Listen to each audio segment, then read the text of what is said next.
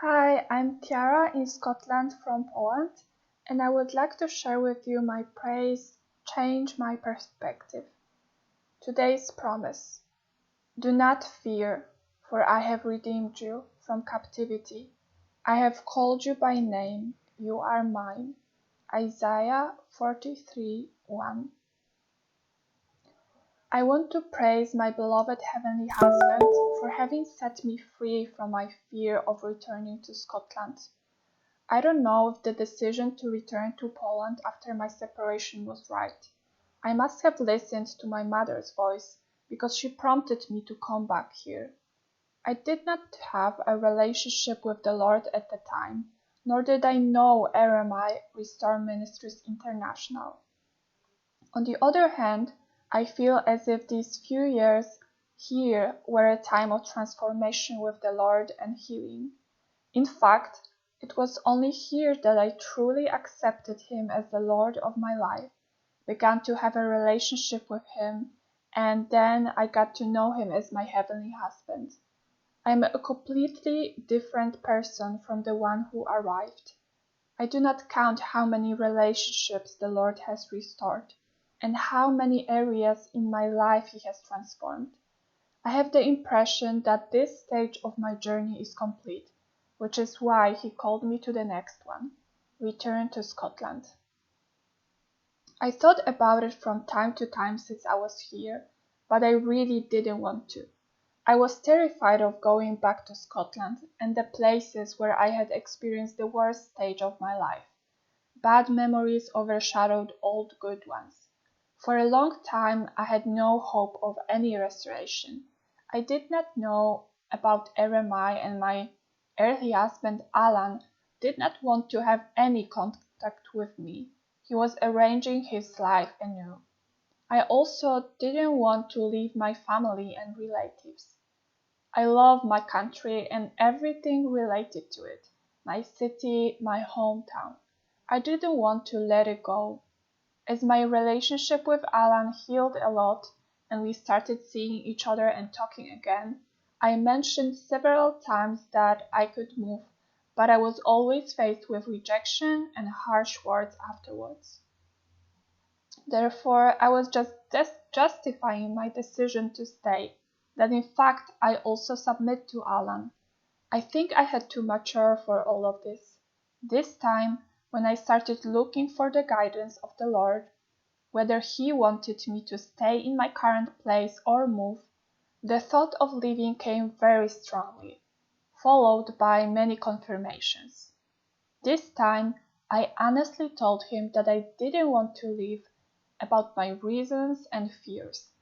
But if it is His will, I will do so and ask Him to change my desires and will according to His, and free me from the fear that was a huge hurdle.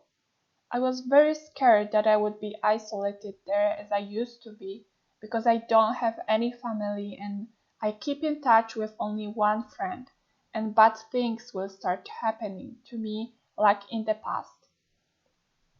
The Lord took away my fear, gave me the belief that it was from Him, and helped me change my perspective, remembering good memories.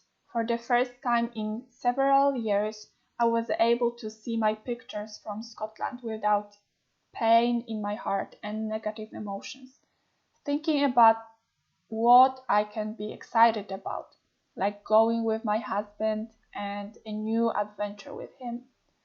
The last thing he showed me was that Alan hadn't forbidden me to go there. He said he didn't want me to go there for him. Previously, that was actually my only reason to return to Scotland. Now my eyes have opened and I have realized that I am not doing this for him, but for my heavenly husband who for some reason wants me to be there.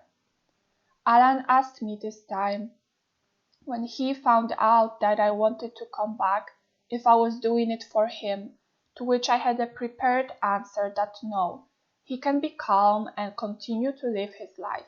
I will not get in his way. The topic was over and he didn't mind and even started helping me find a flat afterwards, getting excited and encouraging me to stay in the United Kingdom. At the same time, when he knew nothing about my departure yet, he said, on our anniversary day, that he wanted to divorce me. Then, when he found out that I was definitely going to Scotland, he said he would see a notary to arrange the divorce papers, but if it would be beneficial for me to postpone the divorce by gaining his citizenship for which he was applying, then he would arrange to file for divorce later. I left this decision to him, saying that I trust that he will make the best decision and he should choose what suits him best. I don't know if the divorce is in the process or if I will be divorced soon. It all doesn't make sense and might scare me, but I don't feel any fear, pain, sadness, or anger. I have peace, joy, and I'm loved by my heavenly husband, what I see at every step. I trust that he has control and a good plan for me, that he will use whatever is happening for my good and for his glory. I am looking forward to the next adventure I will have with him, regardless of my status. I believe his promises, not what I see with my eyes and in my circumstances. Those who look to him for help will be radiant with joy. No shadow of shame will darken their faces. Psalm 34:5. Do not fear, for I have redeemed you from captivity. I have called you by name, you are mine. Isaiah 43:1. This is my command. Be strong and courageous. Do not be afraid or discouraged, for the Lord your God is with you wherever you go. Joshua 1:9.